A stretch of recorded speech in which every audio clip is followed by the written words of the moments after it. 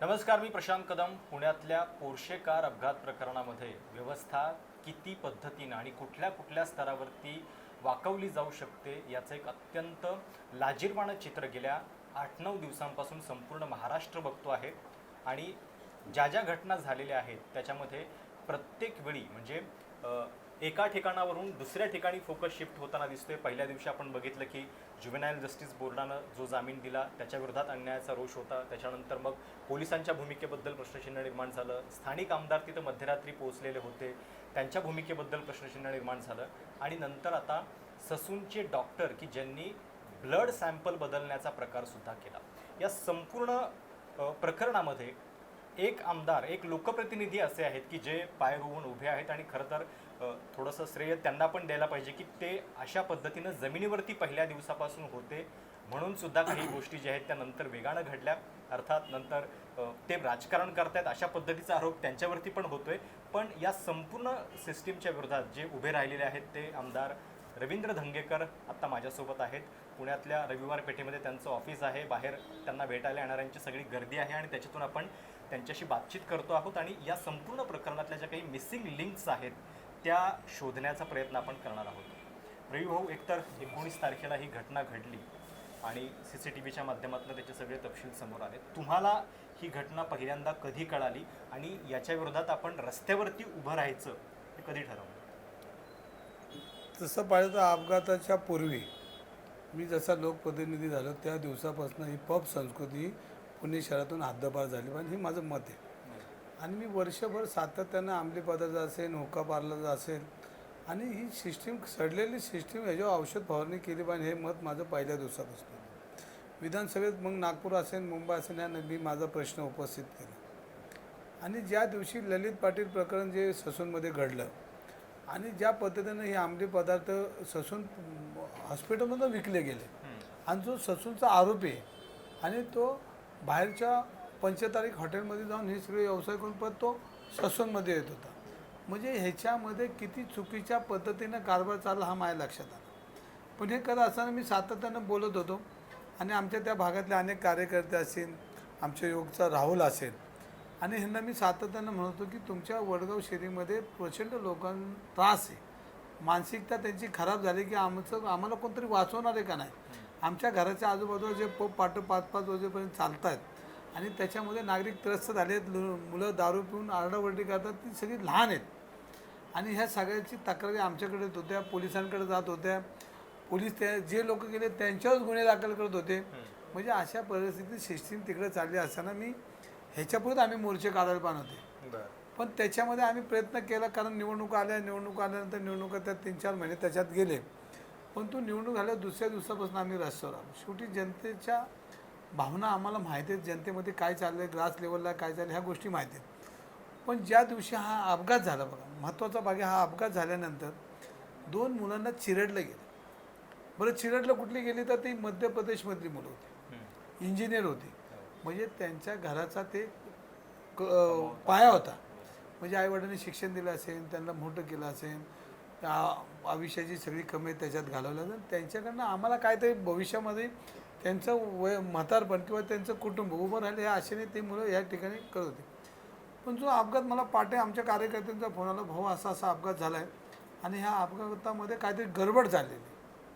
आणि मग मी सकाळी 7-8-9 वाजता एक ट्विट केलं की सगळ्यांनी येरवडा पोलीस स्टेशनला आपल्याला जायचं आहे. ज्या दिवशी अपघात झाला त्याच दिवशी सकाळी मी एक ट्विट केलं आणि एक मेसेज पाठवला माझ्या कार्यकर्त्यांना की आपल्याला येरवडा पोलीस स्टेशनला जमायचं. माझा मेसेज गेल्यानंतर अनेक लोक मग त्याच्यामध्ये लोक यायला लागले. मग त्याच्यामध्ये पोलीस स्टेशनला काही लोक अर्ज घेऊन गेले. पण आमचं ठरलं होतं की अर्ज देण्या भानगडी आता ह्या गौण झाल्यात. ह्या अर्ज दिल्या ते फक्त कागद ती त्यांच्या टेबलमध्ये राहतात आणि याच्यावर कुठली कारवाई करायची होत नाही. मग आमचे हजारो कार्यकर्ते आम्ही येरवडा पोलीस स्टेशनमध्ये गेलो. मग पुणेकर नागरिक होते, त्या भागातले अनेक सामाजिक कार्यकर्ते होते, शिवसेना होती, राष्ट्रवादी आणि आमचे इंडिया फ्रंटचे सगळे कार्यकर्ते ठिकाणी आम्ही जमलो आणि आम्ही जोरदारपणे आंदोलन केलं. बैठं आंदोलन केलं. आम्ही खोट्या नोटा घेतल्या. त्या या सगळ्या प्रकरणामध्ये आम्ही बघितलं की एक लोकप्रतिनिधी मध्यरात्री 3 वाजता पोलीस स्टेशनमध्ये गेलेले होते. ज्यांच्या कुटुंबामध्ये ही घटना घडलेली आहे ते सगळी व्यवस्था आपल्या खिशात असल्याप्रमाणे वागत होते. तुम्हाला काही दबावाचा फोन वगैरे आला होता? बघा, माझ्या रक्तात घाबरणं हे नाही. ज्या दिवशी मला सकाळी कळलं जामीन झाला आहे त्या दिवशीच माझं रक्त उसळलं की हे सिस्टीम कसली खराब आहे. आणि त्यामुळे मी आंदोलनाचा इशारा दिला. आणि या सिस्टीममध्ये जर जी मुलं ज्यांचा मृत्यूदेव ससूनमधच्या आवारात आहे, शिवगृहात आहे, त्यांचे पालक मृत्यू घेण्यासाठी धडपडतात, तिथं पोलीस जात नाही. पण ह्यांच्या दिमतीला कोर्टापासून तर रक्त चेक करणाऱ्यापासून डॉक्टरांपासून तर अनेक लोक ह्या अगरवालच्या दिमतीला रात्रभर आहेत.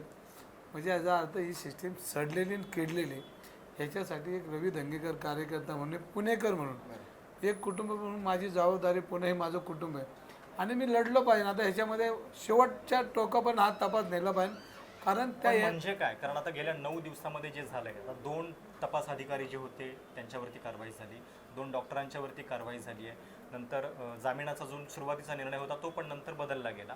पण अजूनही या संपूर्ण प्रकरणामध्ये एक अदृश्य हात जो आहे, जिथून दबाव तंत्राची सुरुवात झाली होती, तो अजूनही समोर आलेला नाही असं तुम्हाला वाटतंय का? ही जी एक मिसिंग लिंक आहे या सगळ्या प्रकरणामध्ये, ती नेमकी काय आहे? ती पहिली मी FIR बघितली. त्या FIRमध्ये अनेक त्रुटी होत्या. मग दुसरी FIR आली. हो, बघा, एका केसमध्ये 2-2 FIR आल्यामुळे पोलिसांचा पराभव आहे. कमिशनरचं असं म्हणणं की आमच्या वरिष्ठांपर्यंत त्यांनी पोचवलंच नाही. म्हणजे ती जे निलंबित केले त्यांच्यावर एकतर खंडणीचा गुन्हा दाखल केला पाहिजे, हा पहिला मुद्दा माझा आहे. त्याच दिवसापासून मी बोलतो. आणि त्या दिवशी मी हे बोललो की रक्तगटमध्ये काहीतरी गडबड झाली. मी त्या दिवसापासून बोललो. आणि आम्ही नुसतंच बोललो नाही, पत्र देऊन थांबलो ना, आम्ही रस्त्यावर होतो. आम्ही लोकांना आणलं, त्याच्यामध्ये पुणेकरांना आव्हान केलं, अनेक पुणेकर आले. मग आम्ही निबंध स्पर्धा घेतल्या, मग लोकांची प्रतिक्रिया विचारल्या. ह्या सगळ्या गोष्टी सारासार आज चर्चासत्र चालू आहेत. आज पुणे शहरामध्ये लोक बोलत आहेत. आजही चर्चासत्र आहे. आमचे विरोधी पक्षनेते विजय वड्डेवार त्या ठिकाणी येणार आहेत, आसिम सरवर. आम्ही जनजागृती करतो की आमची पब संस्कृती हटली पाहिजे. म्हातारी मेलेलं दुःख नाही, काळ सोकवणार नाही. आणि ह्याच्यामध्ये पुणेकर या सगळ्या प्रकरणामध्ये मग नंतर गृहमंत्री पुण्यात आले, त्यांनी तातडीनं पत्रकार परिषद घेतली. विशेष म्हणजे त्या पत्रकार परिषदेच्या वेळी किंवा बैठकीच्या वेळी पुण्याचे पालकमंत्री हजर नव्हते. पालकमंत्री नसताना एखादी बैठक होणं हे पण थोडंसं आश्चर्यजनक नव्हतं? बघा, ह्याच्यामध्ये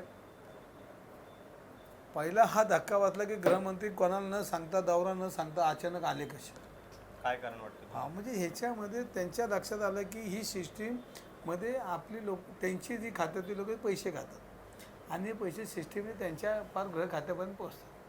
ही वस्तुस्थिती खरी, हे काय लपू शकत नाही. आपल्याकडे त्याचे पुरावे जातात.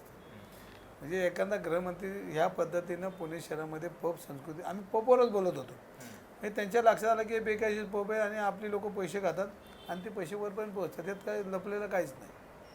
आणि हे त्यांच्या लक्षात आल्यानंतर त्यांनी पोलिसांना सारवासारवीचे उत्तर देऊन निघून गेले. पण आम्ही गप बसतो ना, आज बी गप बसणार. पण त्याच्यानंतर मग जी कारवाई झाली, सगळी धडक कारवाई, अगदी अग्रवाल कुटुंबातल्या 2 व्यक्तींना पण अटक झाली, त्याच्यानंतर पोलिसांच्यावरती कारवाई झाली, डॉक्टरांच्यावरती कारवाई झाली. तर त्यांचं असं म्हणणं आहे की या प्रकरणामध्ये जे दोषी आहेत त्या सगळ्यांच्या विरोधात आम्ही कारवाई करतोय आणि याचं श्रेय जे आहे ते कुठंतरी भाजपचे नेते जे आहेत ते गृहमंत्र्यांना देत आहेत. बघा, माझं हेच म्हणणं आहे की त्यांनी हे श्रेय घ्यावं, पण पब कसे चालू होते हे बी सांगावं ना. हे जे पाडले ते आज त्याच्यावर कारवाई, हे पब चालू कसे होते ह्याची बी त्यांनी अंगावर घ्यावं ना. काय आता तुम्ही श्रेय घेत आहे आणि बाकीचं घ्यायला पाहिजेच ना. त्यांनी जर हे पबच चालू नसते तर श्रेय घ्यायची गरजच लागली नसते ना.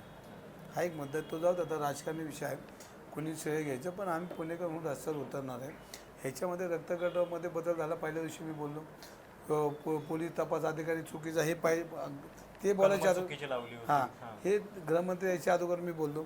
आणि ह्या सिस्टीम खराब झाली. आणि पब संस्कृतीमध्ये काल आम्ही राजपूतांना त्यांची यादी वाचून दाखवली की किती पैसे तुम्ही रोज खाताय दर महिन्याला आणि ह्याच्यामध्ये तुम्ही कसा भ्रष्टाचार करताय. ही सगळी जी लायसन वाटते ती भ्रष्टाचार, एक तर बेकायदेशीर जागेत येत, त्याची जी नियमावली ती फॉलो होत नाही. ह्या सगळ्या गोष्टीचा अभ्यास केला तर ही सिस्टीम खराब आहे हे मान्य पहिलं गृहमंत्र्यांनी केलं पाहिजे. आणि नंतर त्यांना श्रेय द्यायचं तर आम्ही त्यांचा सत्कार करू. पण पहिलं ही सिस्टीम का राबली आणि ह्याला दोषी कोण आहे? आता गेल्या 9-10 दिवसात ज्या पद्धतीनं कारवाई झाली त्याच्याबद्दल तुम्ही समाधानी आहात का, की खरा न्याय नेमका कधी मिळणार? याच्यामध्ये अजिबात समाधानी नाही. हा जो अपघात झाला, हा जो गुन्हा झाला, हा फास्ट ट्रॅकमध्ये गेला पाहिजे. पहिला हा आमचा मुद्दा. आजही तो मी त्याला बांधिले की फास्ट ट्रॅकमध्ये घेऊन हे सजा त्यांना झाली पाहिजे. ज्या पद्धतीने अग्रवाल कुटुंब ह्या पुण्यामध्ये वावरते, एक मोठं नामचीन बिल्डर म्हणून त्यांचं नाव आहे, पण त्याच्यामध्ये त्यांचे ह्या धंद्याच्या गोरस नावाखाली अनेक लोकांची पिळवणूक झाली. अनेक लोक आज त्यांच्याकडे तक्रारी दिल्या आहेत आणि मग पोलिसांनी त्यांचा मुलगा अटक केल्यानंतर जर 15 वर्षाचा आहे, अल्पवयीन आहे, तो वडिलांना अटक तिथंच व्हायला पण नाही जात.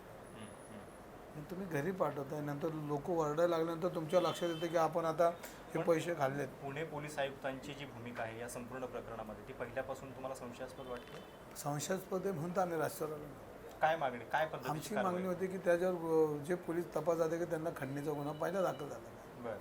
आज जो अजय तावरेला अटक केली ह्याच्यावर अनेक गुन्हे त्याच्यापूर्वीचे त्याचे बाहेर काढून त्याच्यावर सगळे हे प्रकार जे आज लोक तक्रार देतात त्या सगळ्या अभ्यास करून त्याच्यावर कारवाई झाली पाहिजे. ललित पाटील प्रकरणात संजीव ठाकूरला ह्यांनी वाचवलं आणि या पोलिसांनी अटकामध्ये यांनी त्याचा प्रस्ताव पाठवला की ह्यांना अटक करू का नाही, तो प्रस्ताव धुळखात पडला आहे.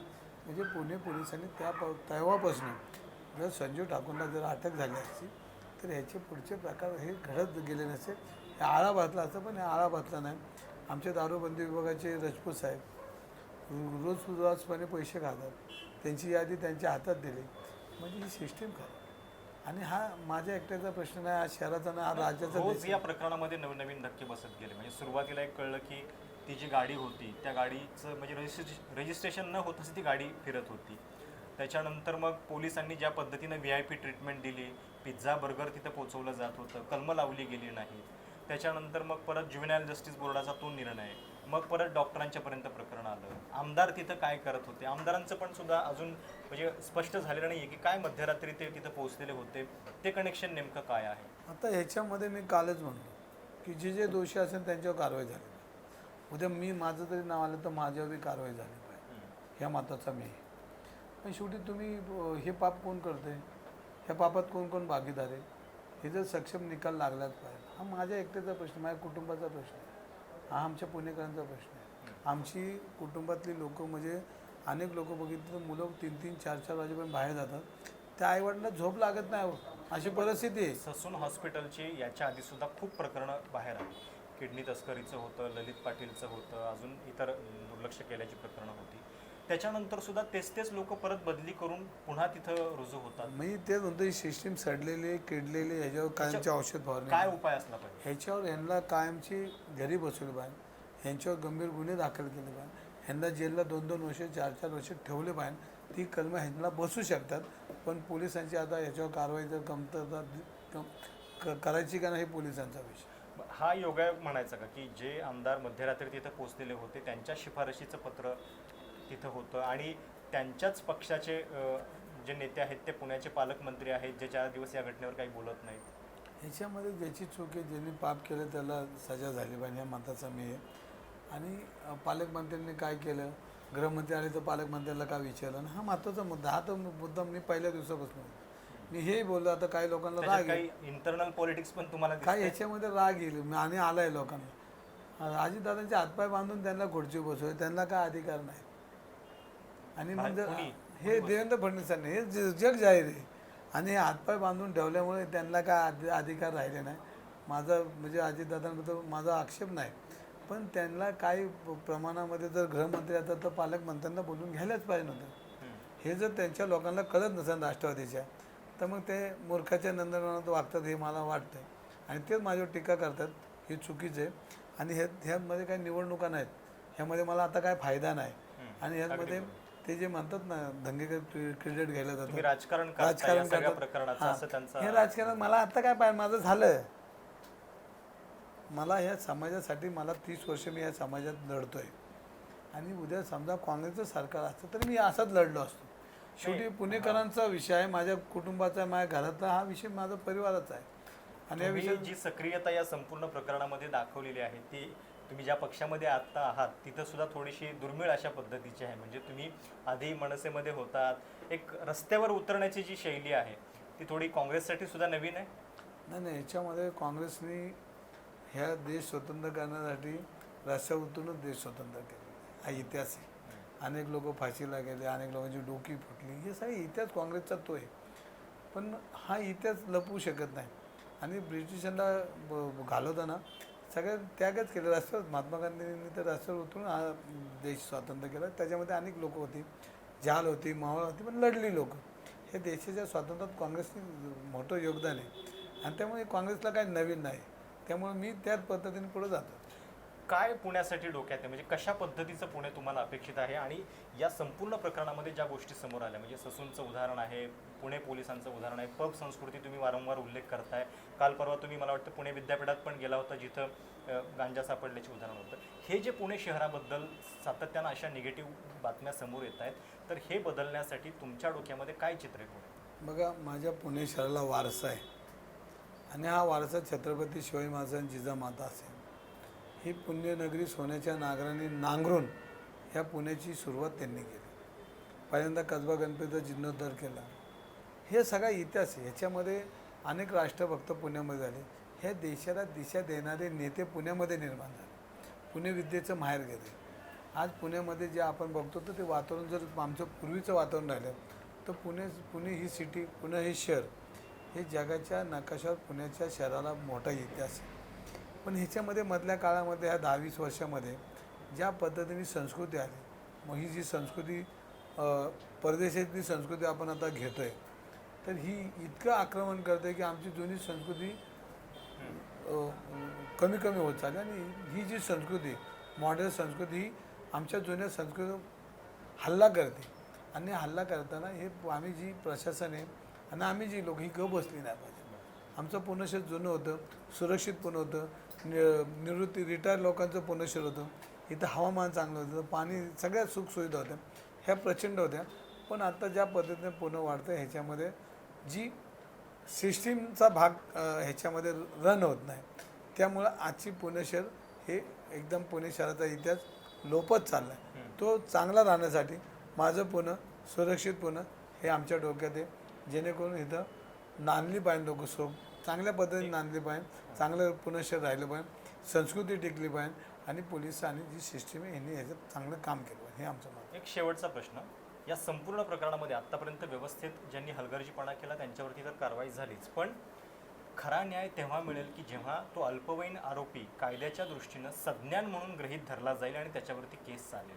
तर त्याच्यासाठी नेमकं काय पद्धतीची मागणी तुम्हाला अपेक्षित आहे, की काय कुठली शिक्षा व्हायला पाहिजे? बघा, हा मुलगा जो आहे ना, हा मुलगा 17-18च्या आसपास काहीतरी आहे. आणि आपला कायदा हे सांगतो की 15 वर्षानंतरचा तो मुलगा असेल तर तो 17-18च्या मध्ये असेल आणि एखादा गंभीर गुन्हा दाखल झाला असेल तो रेग्युलर गुन्ह्यामध्ये तो ॲड केला पाहिजे. असे अनेक लोकांशी मी चर्चा केली. म्हणजे हा त्या रेग्युलर गुन्ह्यामध्ये घेतला पाहिजे, हा एक पहिला मुद्दा.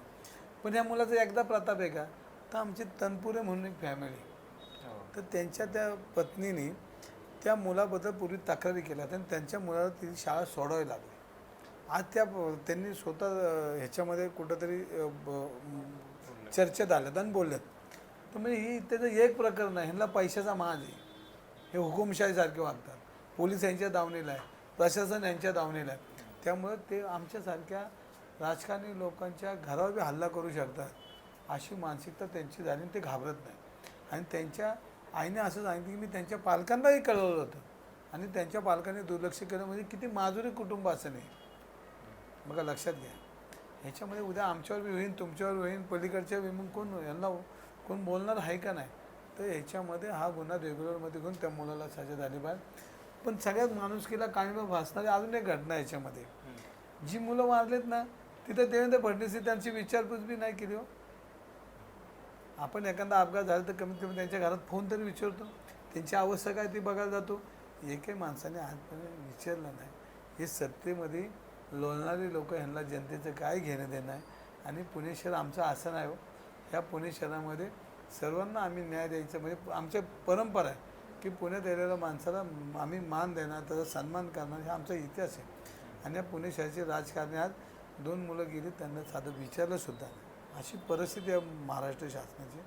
आणि बाकीच्या ठिकाणी अनेक पैसे वाटत फिरतात, पण या गोरगरीब घरामध्ये साधं अनुदान किंवा एखादा अपघाताचं काय आहे ते साधं पाठवलंसुद्धा नाही. म्हणजे इतके प्रचंड प्रॉब्लेम आहे. धन्यवाद आमच्याशी बातचीत केल्याबद्दल. तर हे होते काँग्रेसचे आमदार रवींद्र धंगेकर. आणि या संपूर्ण प्रकरणामध्ये अगदी पहिल्या दिवसापासून ते रस्त्यावरती आहेत. रोज नवीन धक्कादायक खुलासे तपशील व्यवस्थेतल्या सगळ्या हलगर्जीपणाचे या संपूर्ण प्रकरणामध्ये उघड होत आहेत, त्यावेळी रवींद्र धंगेकर या संपूर्ण प्रकरणामध्ये रस्त्यावरची लढाई लढत असल्यानं आपण त्यांच्याशी बातचीत केलेली आहे.